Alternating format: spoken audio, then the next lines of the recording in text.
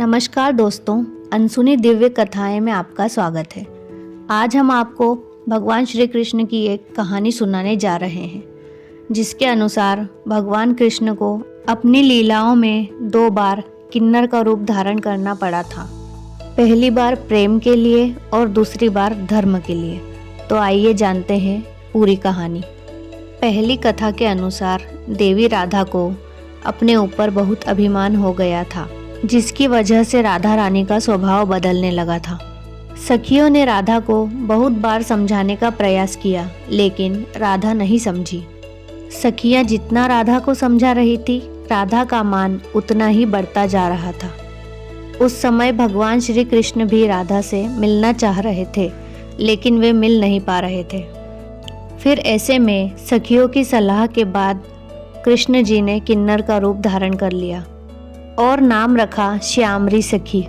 श्यामरी सखी वीणा बजाते हुए राधा के घर के करीब आए तो राधा वीणा की स्वर लहरियों में मंत्रमुग्ध होकर घर से बाहर आई और श्यामरी सखी के अद्भुत रूप को देखकर देखती ही रह गई।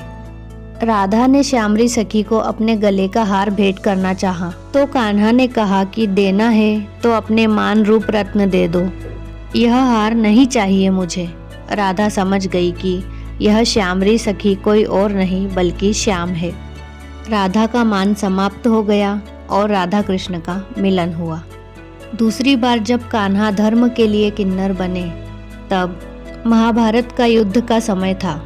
युद्ध के दौरान पांडवों की जीत के लिए मारण चंडी को प्रसन्न करना था। इसके लिए राजकुमार की बलि दी जानी थी।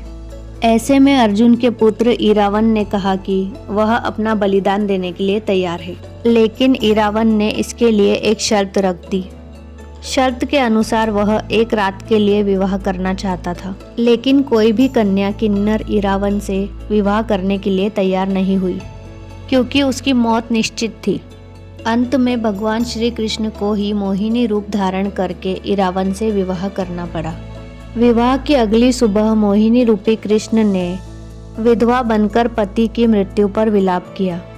तभी से हर साल बड़ी संख्या में किन्नर तमिलनाडु के कोथांदवर मंदिर में इस परंपरा को निभाते हैं और किन्नर अपने देवता इरावन से विवाह करके अगले दिन विधवा बन जाते हैं। तो दोस्तों, यह थी भगवान कृष्ण के किन्नर बनने की कहानी।